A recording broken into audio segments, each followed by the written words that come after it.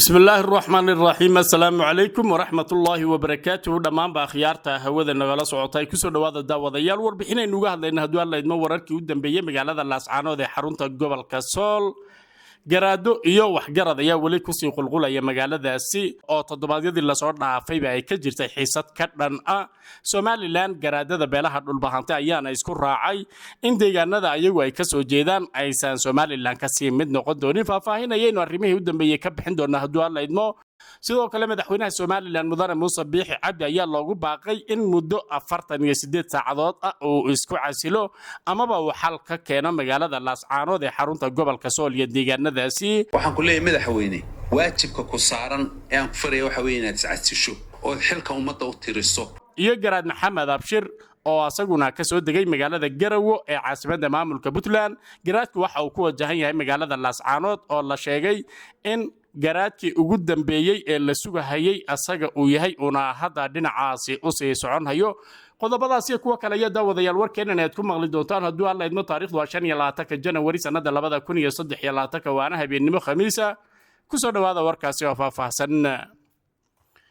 haddaynu ku soconno magaalada Laascaanood ee xarunta gobolka Sool wali waxa ka soconaya dhaqdhaqaaqyo iyo xiisado iska soo horjeeda ciidamadii ugu tirada badnaa oo ka soo jeeda deegaanada SSC ayaa magaalada gudaheeda iyo baalaheedaba jooga waxaana si weyn loo ilaalinayaa amniga garaadada magaaladaasi isugu tagay oo meelo kala duwan oo dal iyo dibadba leh ka imaaday ciidamo aad u tiro badan oo qaarkood ay si rasmi ah u labisan yihiin oo hubkooda iyo direyskooda u dhameystiran yahay ayaa la arkayaa iyaga oo wadooyinka iyo deegaanada aadka ugu dhow magaalada Laascaanood ka shaqeynaya isla markaasina kala hagaya isku socodka dadka iyo waliba dadka iyagu banaanbaxyada ama dabaaldegyada ku sameynayay maalmihii u dambeeyayba magaalada Laascaanood oo kacdoonka ka socda loogu magac daray kacdoonkii buluuga kadib markii dadka iyagu markaasi damashaadka ama banaanbaxyada lagu soo dhaweynayo mowqifka beelaha dhulbahante dareenkooda ku muujinaya ay ka dhigeen wacdaro aad u yaab leh oo baraha bulshada Soomaalida qabsaday calanka Soomaaliya iyo midka deegaanadaasina si weyn u lulahayo waxa lagu sameeyay Laascaanood calankii ugu dheeraa ee Soomaaliya iyada oo calan aad u dheero ilaa iyo 1 kiiloomitir ama ku dhawaad gaarhaya la sameeyay kaasi oo lagu soo dhaweynayay garaadada soo gaarhaya magaaladaasi kulamo ayaa durba ka bilowday magaalada Laascaanood waxaana gaaray garaadka guud ee beelaha dhulbahanta garaad jaamac garaad cali iyada oo garaado badan ay ku sii sugnaayeen waxaana kulamada nooga hadlaya sida la inoo sheegay masiirka iyo go'aanka kama dambaysta ah ee beelaha dhulbahanta iyo fiqishini iyo sidii ay u qaadan lahaayeen go'aan ay ku midaysan yihiin beelaha oo sanadihii la soo dhaafayba aan hal dhinac iyagu isku raacsanayn inkastoo maalinnimadii shalayto taliyaha guud ee ciidamada militariga Somaliland General Nuux Taani uu sheegay in ay magaalada amnigeeda gacanta iyagu ku hayaan isla markaasina shirk dhaqameed halkaasi ka dhacayana amnigiisa ay sugi doonaan sidoo kalena hadalka su'aalaha badan dhaliyay ee uu ku sheegay in baabuurta calanka Soomaaliya ku buufsan yahay ee soo dhaweynayay garaadada ay baabuurta ciidamadooda yihiin inkastoo warkaasi sheegay laakiin haddana wararka rasmiga ah waxay sheegayaan in baabuurtaasi aysan lu kulahayn ciidamada Somaliland amaba qorshayo waa ka soconaya Laascaanood aysan ahayn wax ay lu kuleedahay Somaliland walibana hadii ay suurta galayso ay meesha ka saari lahayd laakiin beesha iyo dadka deegaanadaasi ayagu ay qasbadeen qorshahan hadda ay shirarku uga soconayaan Laascaanood iyo go'aamada lagu dhawaaqay loona fadhiyo ee ka dhanka ah Somaliland hadalkan ayaa taliyaha dib ugu soo laabtay waxa uu sheegay in muhiimadu ay tahay in Laascaanood ay ka mid tahay Somaliland isla markaasina ay ku qasban yihiin amnigeeda iyo cid kasta oo timaada in ay mas'uuliyadiisa la wareegayaan hadii uu soo mara iyo hadii uusan soo marin intaba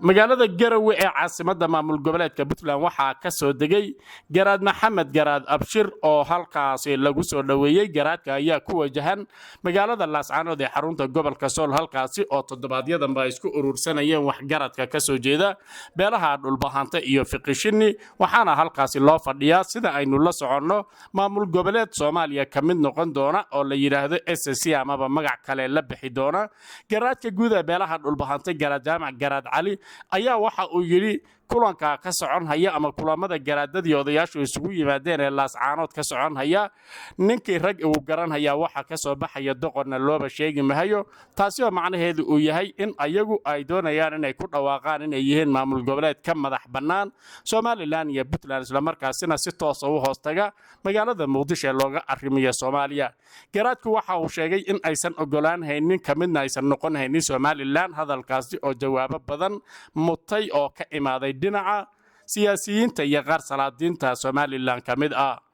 hadallada ka soo yeedhay garaadka ayaa noqday kuwa loogu falcelinta badnaa waxaana ka soo daba hadlay siyaasiyiin madax dhaqameed iyo qaybaha kala duwan ee bulshada dad badan way soo dhaweeyeen kuwa badanna si adag ayay uga hor yimaadeen qaar ka mid ah salaadiinta Somaliland oo iyagu warbaahinta maanta la hadlay iyo waliba xisbiga mucaaradka ee wadani ayaa waxay sheegeen inay si tartiib ah loo dhaqaajiyo hawlaha ama arrimaha la xidhiidha laascaanood oo hadallada xanafta leh la iska ilaaliyo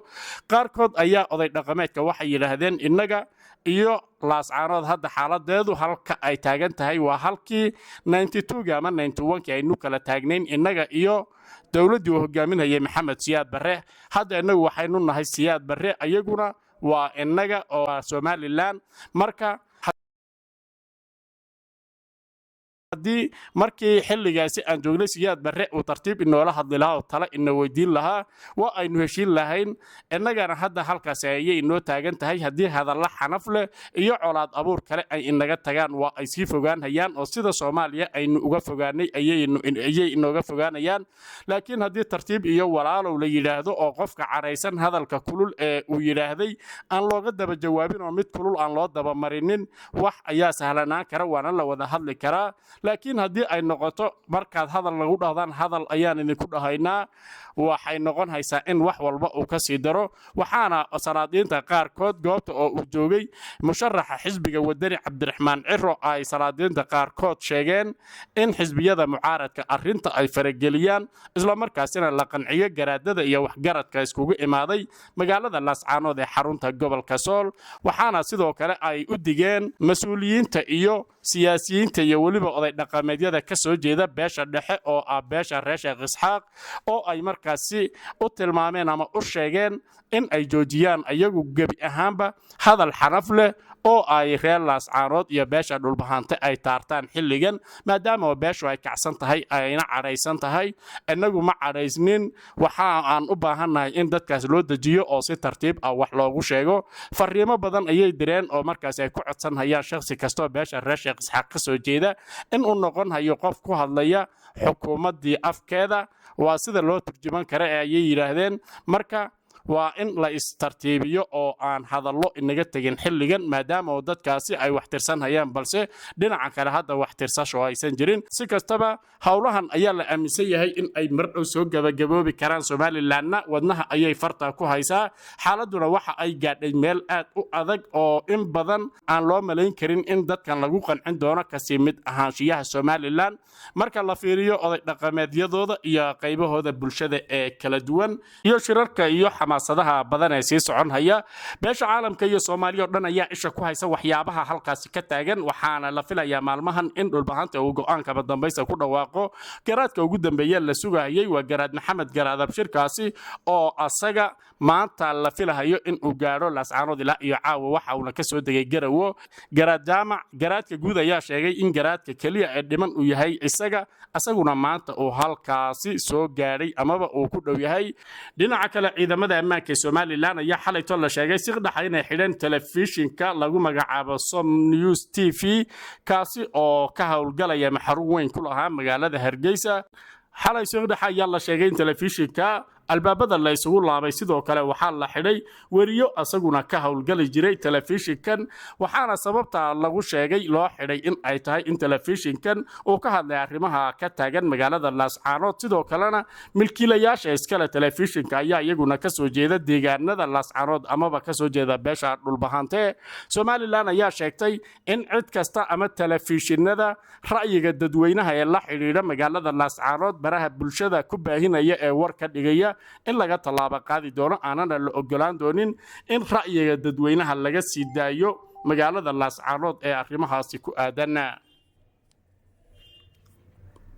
dhinaca kalena suldaan ibraahim yuusuf cabdiraxmaan oo ka mid ah madax dhaqameedka somalilan ayaa madaxweynaha somalilan mudane muuse biixi cabdi ugu baaqay inuu xilka iska casilo haddii uusan muddo 48 saacadood gudahooda ku tagin magaalada laascaanood. suldaanka ayaa waxa uu sheegay in muuse biixi halkaasi uu dig ka dhaho cid wax yeelaysa ma jiro una si rasmi ah oo foolka fool ah ula hadlo garaadada iyo waxgaradka halkaasi ku shirsan. waxa uuna sidoo kale u jawaabay jaamac garaad cali iyo oday dhaqameedyada dhulbahantay halkaasi ku shiraya. suldaanka oo isagu ka soo jeeda beesha dhexe ee reer sheekh isxaaq ayaa hadalladiisii waxaa ka mid ahaa sida tan.